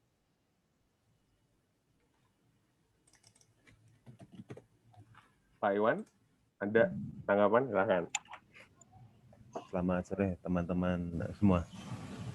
Terima kasih Mas Kama presentasinya. Maaf tadi saya tidak menyimak semuanya, terlambat datang.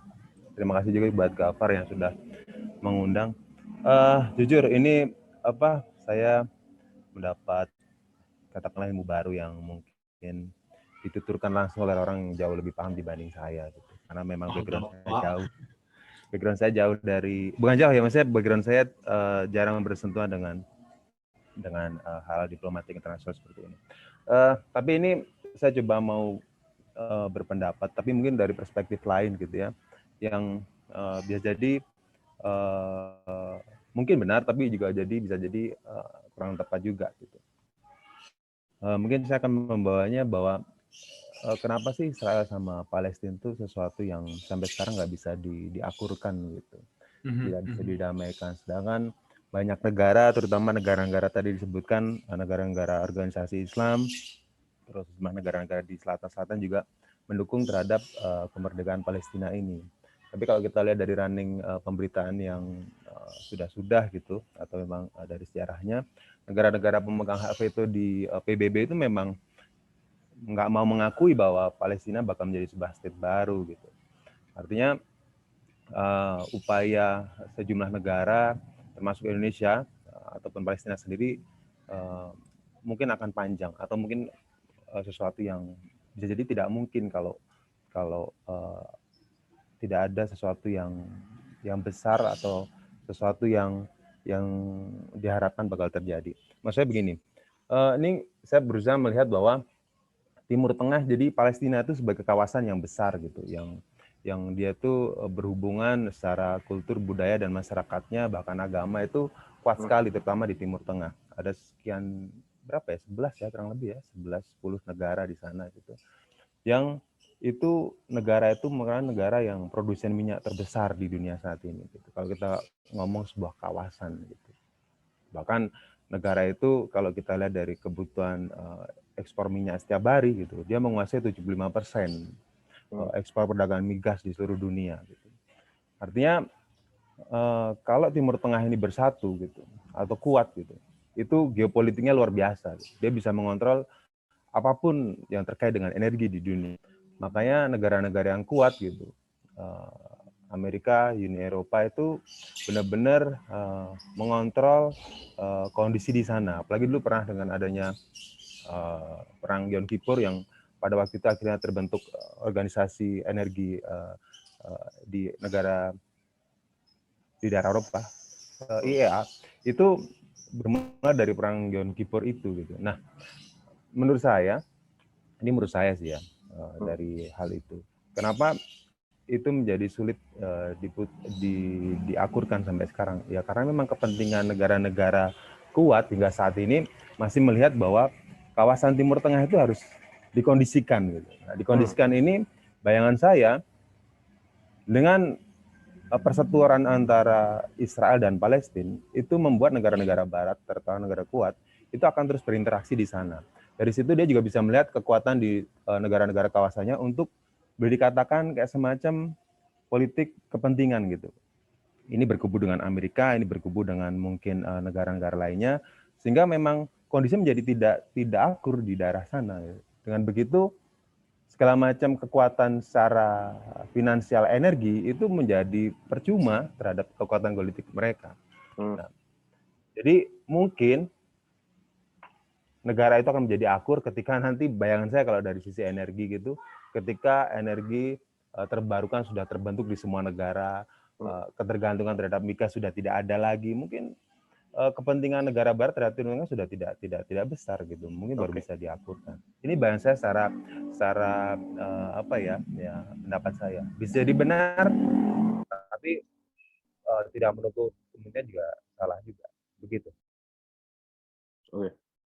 Jadi Pak Iwan ini peneliti ini ya Mas Kama, peneliti ketahanan energi ya beliau nih, Litbang Kompas, fokus untuk yang banyak berbicara tentang ketahanan energi. Dan tadi dikaitkan, jadi bisa jadi kenapa belum akur-akur karena ya sampai sekarang dunia masih tergantung pada minyak dan 75% berasal dari Timur Tengah, sehingga Timur Tengah ini perlu dalam tanda kutip ditertibkan gitu.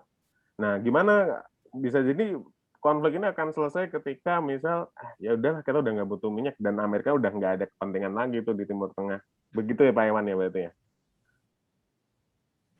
Ya bisa jadi kurang lebih seperti itu yang disampaikan.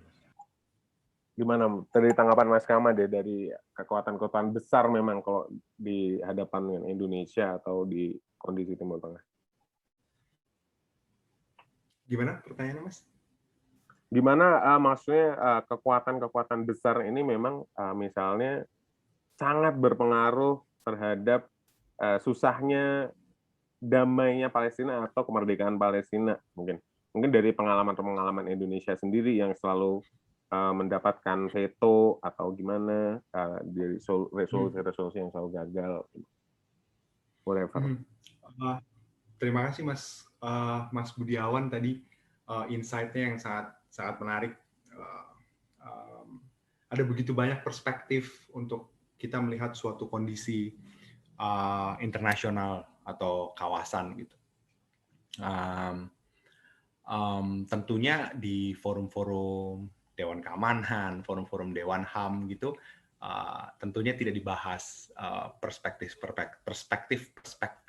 yang sifatnya tidak politik dalam konteks politik kebangsaan ya, nggak dibahas tentang kebutuhan minyak dari suatu negara di kawasan mana, kan tentunya tidak dibahas, dan saya nggak yakin itu akan pernah dibahas di forum-forum PBB gitu. Tapi tentunya ada begitu banyak penelitian, tulisan-tulisan, artikel yang memberikan gambaran-gambaran itu dan juga fakta-fakta itu. Gitu. Indonesia sendiri selama proses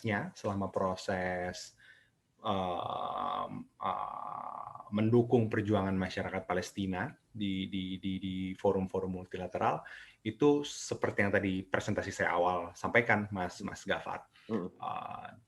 Kita menggunakan definisi yang konstruksinya itu datangnya ya dari Undang-Undang Dasar, yang mana Undang-Undang Dasar melihat konteks penjajahan itu adalah penjajahan terhadap suatu bangsa, dan mendefinisikan itu datangnya dari refleksi perjuangan kemerdekaannya bangsa Indonesia gitu. Jadi mungkin teman-teman di unit lain, senior saya mungkin akan punya jawaban-jawaban yang berbeda, tapi secara pribadi dan apa yang sudah saya pelajari selama 2 tahun ini sebagai junior diplomat, dukungan kita terhadap Palestina itu ya menggunakan definisi itu, Mas. Gitu. Oke, berarti bisa jadi mungkin ada nanti pertanyaan ya Mas ya, kenapa Indonesia nggak mendukung katakanlah kemerdekaan Catalonia dari Spanyol gitu, atau kenapa Indonesia nggak mendukung Taiwan, kemerdekaan Taiwan, maksudnya kita bahkan nggak punya kedutaan besar gitu, kita ada One China policy gitu loh untuk itu, berarti ada kaitannya dengan itu juga gitu ya. Kalau Catalonia itu kan jelas, Mas. Tadi kan juga kita sudah sama-sama mencoba mendefinisikan tentang apa itu penjajahan, ya kan? Jika belum tentu ada sebuah bangsa gitu, bangsa itu yang mau merdeka, kan nggak juga kan? Tapi hukum internasional mengangkat bahwa statehood, the new state, itu dapat muncul dengan legitimasi jika ada penjajahan. Kita sudah sama-sama mendefinisikan penjajahan itu tidak adanya equal footing. Dan what happened in Catalonia gitu? Apakah memang ada non-equal footing di situ? Apakah ada pelanggaran HAM berat misalnya? Apakah ada segregasi? Apakah ada macam-macam lagi gitu? Apakah warga Catalonia menjadi third or fourth class citizen gitu? Ada diskriminasi terhadap warga Catalonia? Well, ini pengalaman pribadi waktu saya ketemu beberapa teman yang memang asalnya dari Catalonia, waktu ditanya kenapa mereka merdeka, ya kita pengen merdeka aja karena kita punya sejarah sendiri gitu. Dan kebetulan Catalonia itu sempat punya hiruk pikuk yang cukup tersorot gitu. Kalau teman-teman lihat di Italia gitu, di Italia itu sebenarnya ada beberapa kelompok-kelompok dalam tanda kutip separatis yang ingin buat negara sendiri, misalnya di Venice, di beberapa daerah lain di Italia gitu. Tapi kebetulan dia tidak tersorot, dan kedua memang legitimasinya dalam hukum internasional tidak besar. Kalau Catalonia teman-teman bisa cek misalnya di kalau teman-teman buka namanya Opinio Juris, egil.law.edu.id kalau nggak salah, itu ada banyak artikel yang bahkan orang-orang Eropa sendiri yang biasanya selalu menyerang negara-negara non-Eropa terkait hal-hal yang mereka tidak setujui gitu. Itu juga sebagian besar tidak bukan tidak mengakui mereka harus merdeka, tapi menyampaikan bahwa apa yang dilakukan pemerintah Spanyol untuk meredam itu yaitu legit in international law. Gitu. Oke. Oke, terima kasih Mas Kama. Ada ini nggak? Ada pertanyaan atau tanggapan lagi nggak? Silakan yang Mas Gafar, sorry. Sebelumnya kira-kira kita sampai jam berapa ya, Mas? Mungkin ini last question. Saya tadi agak... Sorry. It's okay. Soalnya, it's okay. Oke, ada ini nggak? Kalau nggak ada, mungkin Mbak Lutfia mungkin? Oke, mungkin nggak ada ya. Saya bisa menambahkan sedikit, Mas? Oke, silahkan Pak Budiawan. Ya, menanggapi yang disampaikan Mas Kama tadi. Memang seperti yang disampaikan di awal, kalau secara mungkin administratif gitu, how to become a new state gitu, mungkin saya tidak ngerti proses urutannya gitu. Mas Kama lebih prominent dalam hal ini. Gitu. Tapi yang jelas artinya subjektivitas saya. Kenapa suatu negara itu menyerang bangsa lain? Kenapa dia tetap bersikukuh menguasai suatu daerah? Pasti pada faktor kepentingan. Yang itu mau nggak mau harus kita perhitungkan gitu. Sebelum kebijakan atau dukungan itu akan kita serahkan atau kita optimalkan di sana. Sebagai contoh, pada waktu Timor pada waktu itu masih bagian dari wilayah Portugis dan kita serang dengan operasi Seroja. Karena ada kepentingan, karena kita ingin menyelamatkan wilayah itu biar tidak dikuasai komunis, tetap menjadi negara nasional, negara demokratik seperti halnya Indonesia. Kita mendapat dukungan dari Amerika, kita mendapat dukungan dari Australia.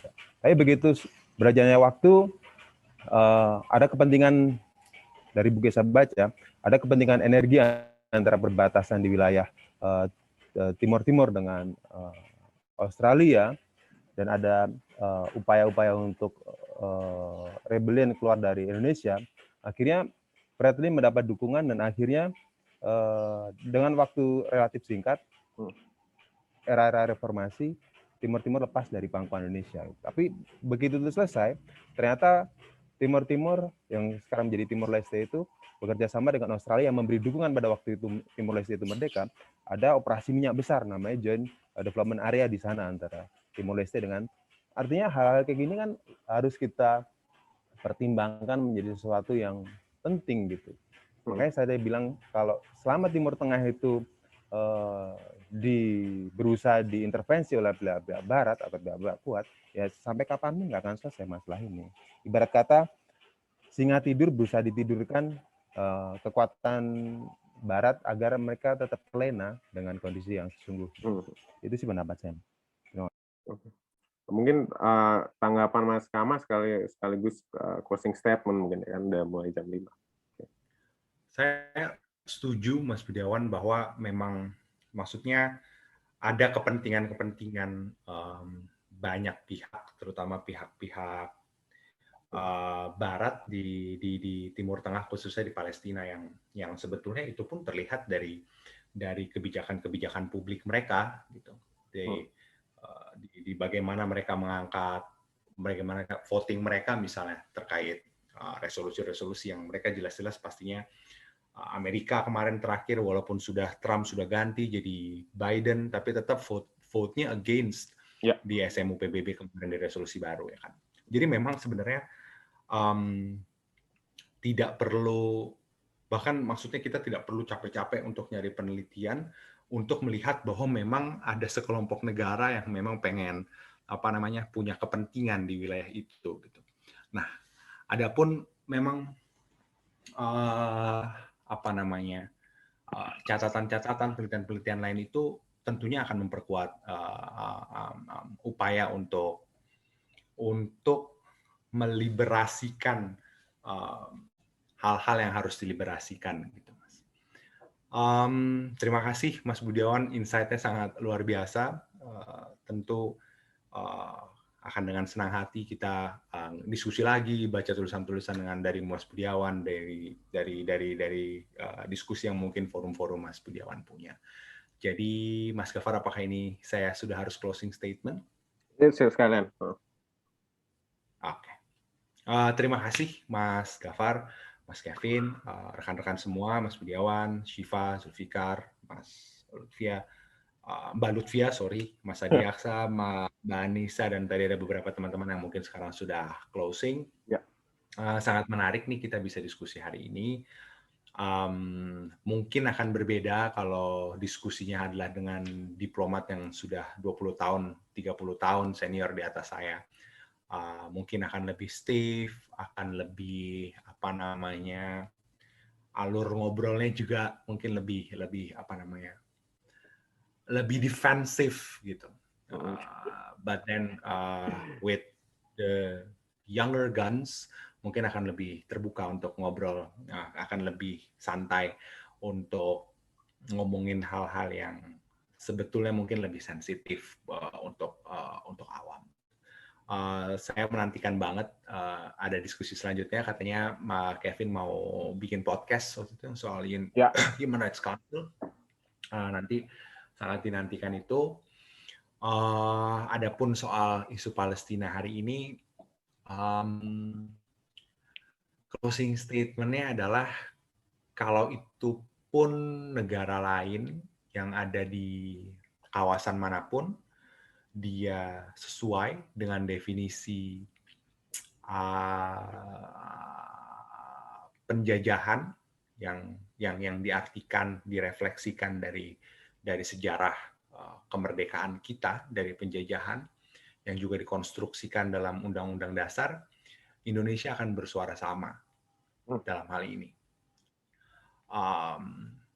Diplomasi Indonesia dalam mendukung Palestina itu berjalan dalam alurnya hukum internasional. Artinya nggak serta-merta hanya berupaya menggait sana sini, ternyata itu jatuhnya gansi gitu yang dilakukan internasional yang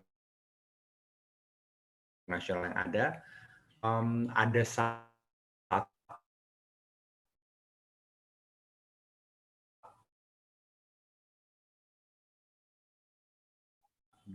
berkontribusi dalam Indonesia itu luar biasa memberikan dukungannya kepada masyarakat Palestina.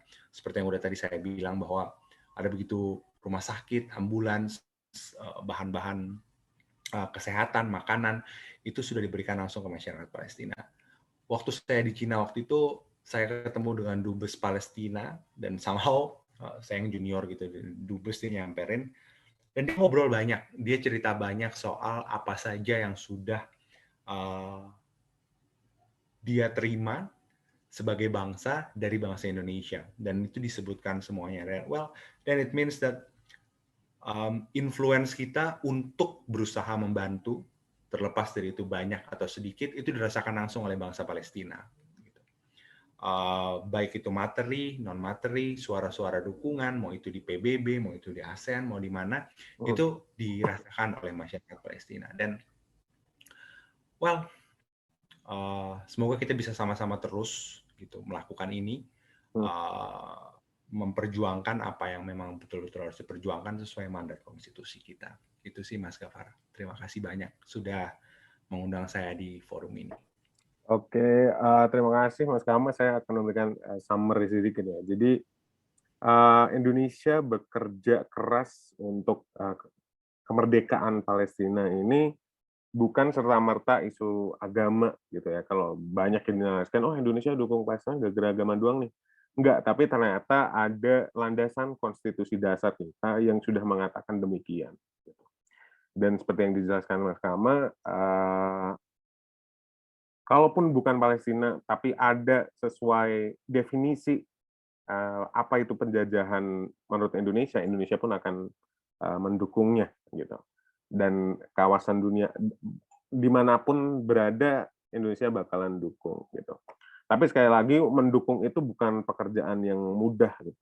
Kemerdekaan Palestina itu butuh sebuah guncangan geopolitik yang atau situasi global yang bisa membuat negara ini merdeka. Kalau kita hanya stick pada diplomasi PBB gitu, mungkin bisa, tapi dalam waktu yang sangat lama mungkin ya. Dan sekali lagi model United Nations itu beda dengan United Nations asli. Gitu. Jadi itu beda jauh ya. Jadi buat intinya nggak semudah itulah diplomasi.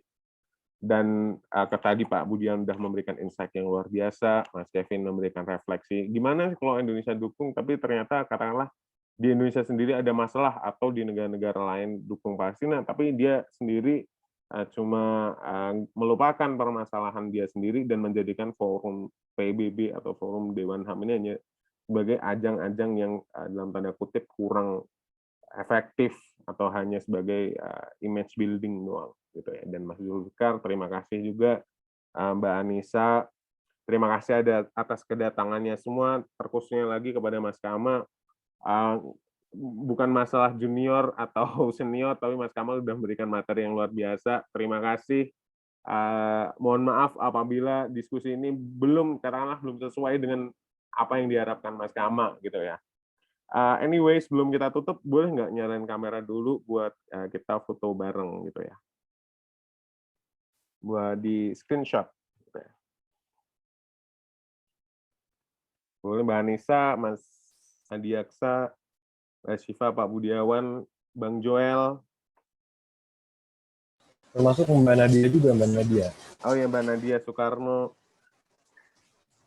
Kayaknya dia susah tuh. Ini Mbak Nadia Soekarno apanya Mas Kama Soekarno ini? Kebetulan punya nama belakang sama, Mas. Halo semua. Halo. Gafar nih kalau jadi moderator emang agak lama Mas. Jadi kita tahu dari tadi udah WA ya dari tadi. Kelarin. By the way, kopinya masih ditunggu nih. Nanti gampang. Itu syaratnya harus datang 2 kali Mas. Kan harus datang 2 kali tapi syaratnya dari kopinya. Oke, di foto ya. 1, 2, 3. Oke, mungkin Mas Kevin juga ini deh, fotoin deh. Kayaknya punya aku agak kurang bagus nih foto. Oke. 1, 2, 3. Oke, thank you. Oke, sekali lagi terima kasih Mas Kama. Terima kasih kehadiran kalian semua. Ditunggu diskusi-diskusi LSI semuanya. Dan jangan lupa follow LSI Abipraya di Instagram ya. Kita bakalan banyak podcast juga nanti sama Mas Kama juga ada.